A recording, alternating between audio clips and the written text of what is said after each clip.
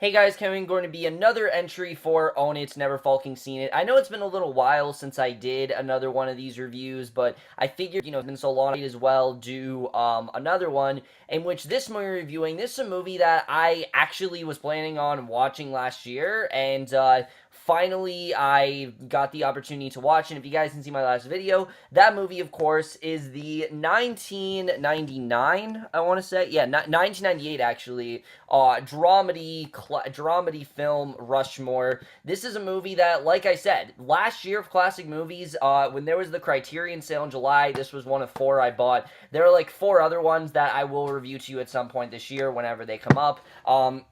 But Rushmore is a very unique case because I got actually pretty far into Rushmore. I got, I think, about like 40 minutes in. For some reason, I just turned it off. I don't know why. I just turned it off. I'm like, I'm going to watch this at some point. I'll watch it next year. And for some reason, I never watched it till now. And it's just really strange. I don't know why exactly I did that. But like I said, was going to review it last year, didn't review it till now. But it's always been a movie I've been very interested in seeing for a couple reasons. One, I actually really love Wes Anderson. I think his style is very unique. And especially after watching The Royal Tenenbaums, I definitely want to check out more of his older type of works. Some of the older stuff he did, because this was one of his first movies. But also, I heard this is a very different kind of high school film, and I was definitely very interested in it. And after watching Rushmore, wow, was this movie great. I mean, I really did love Rushmore as a whole. I'm kind of upset that I waited so long to watch it because I really did love this movie.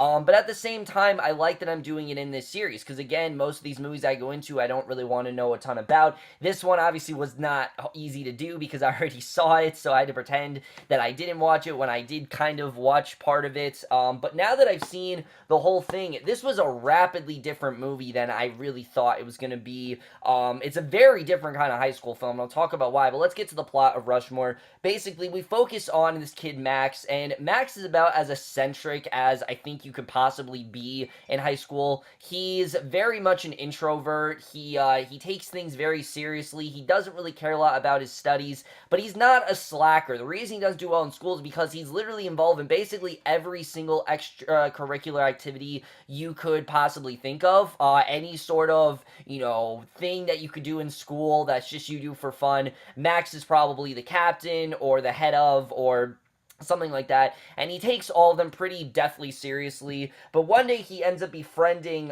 this teacher, who is Herman Bloom. He is like a 55. He at the school assembly. He becomes friends with him, and there is this new teacher, Rosemary Cross, who is the new first grade teacher that Max also takes a liking to. And basically, the rest of this movie, he tries to pursue her, but things get complicated once Bloom starts to pursue her as well, and that basically is the plot of Rushmore as a whole. But let's just get this movie starting off with the cast.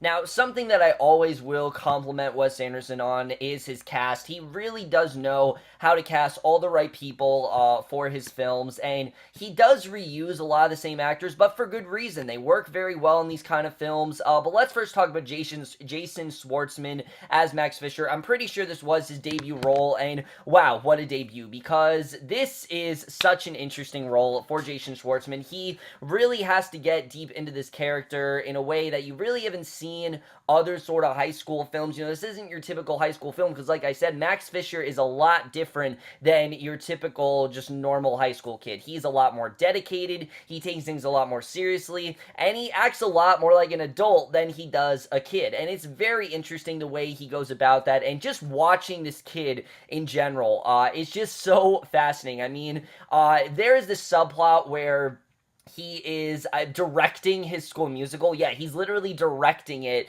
and he takes it so seriously, basically acting like it is an actual Broadway show, and it's just really fun to watch. I really did love his character, but also the lengths that he goes just to pursue this teacher is pretty fucking hilarious. I really love Jason Schwartzman. I thought he was definitely very funny in this role. He also had a really nice charm to him. You really care for him as well because he is going through kind of a hard time in his life. he has divorced parents, and like I say, he's not really doing well in school. So you do definitely care for him, but at the same time, he is definitely kind of pathetic as well. But I really did love his character. It was just a lot of fun to watch, and Jason Schwartzman really did nail this role as a whole. And then Bill Murray, like I said, this is one of those actors that is casted in basically almost all of Wes Anderson films. If you had to name off, one of the most common actors used in this kind of film, it would be Bill Murray. I mean, I'm pretty sure he's been every single one, and for good reason. He's a great actor, and he's amazing in this movie. I love this character of Herman Bloom. This is someone who he's going through a really rough time. He doesn't really have a great life. He's got a wife who doesn't really love him. He's got two kids who are really obnoxious and who he's really ashamed to be the parent of. And in general, he's very much been hardened. You get the sense that it's been a really tough life for him and he isn't as fun as he used to be. But the way that Max kind of brings out that spark in him, I definitely really do love. And especially once it becomes a competition, just to see that finally he has something to fall back on. I just thought it was a lot of fun to watch, seeing those two battle it out. I thought he definitely did a really great job, but also his chemistry in the film with everyone, I really did love. I thought he had really great chemistry with everyone in the film. He definitely did do a very good job, and I really loved his performance. But also Olivia Williams as Rosemary Cross. This could have easily been a throwaway role where you could have just, she could have been just some random girl who they wanted to pursue, but she's a lot more than that. To Max and Herman, she's really, and Bloom, she's the only one who really has her shit together. While they're in places of, they're not satisfied. They're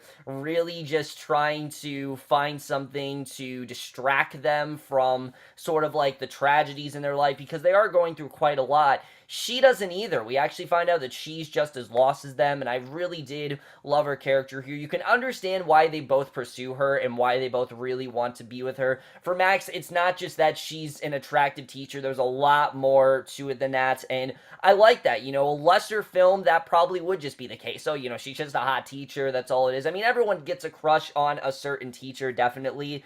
But this is very different than that. This is not just a crush for Max. He genuinely wants to pursue her and be in a relationship with her. And the way she handled it is definitely a lot of fun because, there are a lot of awkward scenes that come up here. But I thought she overall did a really good job. I really loved her chemistry with Bill Murray. You can really understand how she's helping him out. And I really did love her here. I thought she overall did a very good job. And really the only other person I can really credit is Mason Gamble as Dirk, who is Max's only friend. And he's this very, little kid. I would say he's only about maybe like 11 or 12, and he was just so fun to watch. The way that he was Max's sidekick and the things that he would do for him, I just thought was a lot of fun. I really loved their overall dynamic. It was just, there was something really fun about it, and just in general, I really thought everyone here did a really great job. There really wasn't anyone in the cast that I thought was flat or wasn't on their A game. Everyone really did get into these roles quite well, and that's something I definitely will compliment the film with. But in every way, the thing that really makes this movie, and pretty much all of these kind of films, is Wes Anderson. I mean, he is just incredible with these kind of films. The way that he directs them are unlike any director I've seen. I mean, just the little, dioramas of things like that. Just the montage of the extracurricular activities. He really doesn't direct this like a film. He directs it more kind of like little individual, pieces of things. I think the way he does that is just really well done.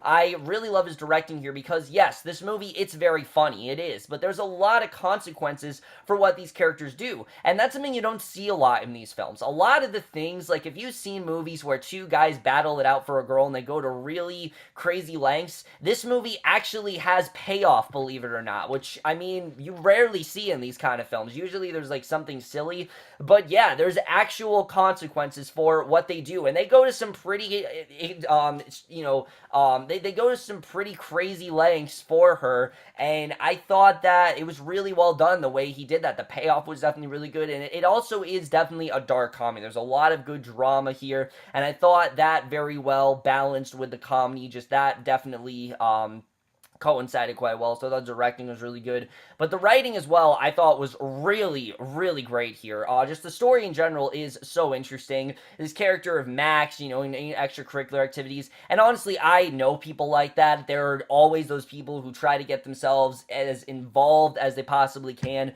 but no one who really takes it as seriously as Max does. Like I said, he treats everything like it's a professional thing. Like, he treats the choir like it's a professional choir. He treats, I believe it said something, he was like the golf team or something, he treats that like it's professional. Everything he's involved in, he treats as something professional. And that's something I thought was very interesting with the way the writing was done, getting us into the character Max. I thought was definitely really great there. But I loved how they also got us invested in the characters of Bloom and Olivia. They could have easily just passed them off as, these just fun throwaway characters, but they were so much more than that. Bloom is such a complex character in ways that I'm not going to tell you because there's just a lot of things about him that I really don't want to spoil, but it's really well done the way they get into him and why he would actually befriend someone like Max. Because yeah, at first glance it is weird. Why would some 55-year-old befriend a student? But when you really get down to it all, it makes sense why Bloom would be friends with Max, and also makes sense why Olivia doesn't necessarily try to avoid Max. Like, obviously, she doesn't want to be in a relationship with him, but she still is friends with him, and she still does get close with him, and I thought they really did explore those two relationships quite well. I thought the writing was definitely very well done in that regard. I was very impressed with the way that turned out. Overall, the writing was definitely very well done, and the movie has a great message of really just pursuing something. If you have a shitty life, just go after something that really makes you happy, and don't try to put all your happiness on one person, because most likely it's not going to work. And I thought that was just a really well done message, because that happens a lot in life where we'll get close to someone and we just latch on to them, and everything we do is for them, and all of our happiness in the world we just pin on them and make them the center of everything. Well, this movie tells you not to do that, to go after something bigger, some sort of higher power than just some girl. And I thought that was a very good message the movie had. That was something I definitely really did enjoy. I do have one flaw with the writing. One of them is that sometimes the jokes I just thought were a little too indie. You know how some indie films like have some sort of jokes and you're just like, what? That I don't get that at all. Like, there are a couple things that I was scratching my head at, kind of questioning. So some of the jokes didn't exactly work. And there is one character towards the end of the film that ends up in this thing with Max, and I just thought she was really underwritten. I don't think we got enough into that overall relationship. The direction they take this character, I thought worked, definitely for the movie. It made sense, but we'd only seen her really in like 2 other scenes, and I don't think they showed enough with her. So if I really had to have one complaint, that would be it. But the cinematography here is obviously fantastic.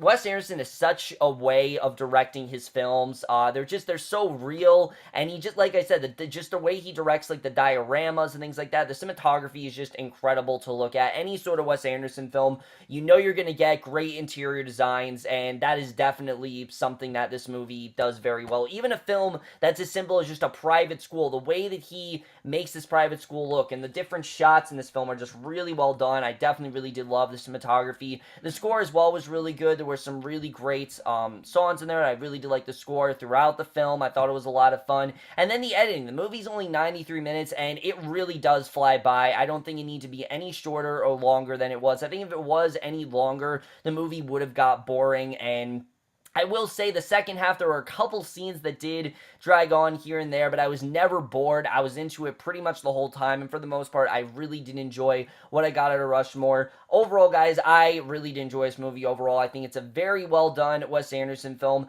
Not enough people have really seen it. I feel like everyone talks about, the Grand Budapest Hotel, or Fantastic Mr. Fox, or, the Royal Tenenbaums. Not a lot of people talk about Rushmore, and it's a shame, because it really is a great movie that I definitely really did appreciate. I really did love pretty much everything about Rushmore, like I said, except for that one little subplot that I don't really know why went the direction it did. But I am overall going to give Rushmore a 4.5 out of 5, or an A. So overall, guys, movie Rushmore. Let me know what you guys thought of this movie. You have seen it, loved your thoughts in it. Like I said, it's not as well known as some of Wes Anderson's other films, so I was quite interested in it. I want to check out some of his other ones, like Bottle Rocket. I know a lot of people don't like that one, but I definitely want to check that out at some point. But either way, guys, now comes to probably the highlight of the video, where we're going to see what the next movie I'm going to review is. Alright, guys, so once again, here are all the movies that I'll be reviewing. I'm going to press randomize. You guys know the drill at this point. I don't really think it's worth repeating, but here we go. I'm going to press randomize. And it looks like the next movie we're reviewing is Captain Phillips. Yes, Captain Phillips. I've been wanting to watch this movie for quite a long time now, so stay tuned for a review of that. So definitely look forward to that, guys. I've wanted to watch Captain Phillips for quite some time now. I've had it on Blu-ray just like, pretty much, every other, movie in this series. I've had it on Blu-ray, never got to watch it, and finally look forward to a review for that in the next couple days. But that's it for this video. Hope you guys enjoyed. Let me know what you guys thought of this movie overall, left your thoughts in it, and we'll see you guys in my next video, which will be for the series premiere of the new Netflix show Girl Boss, and I will see you guys for that. Okay, bye.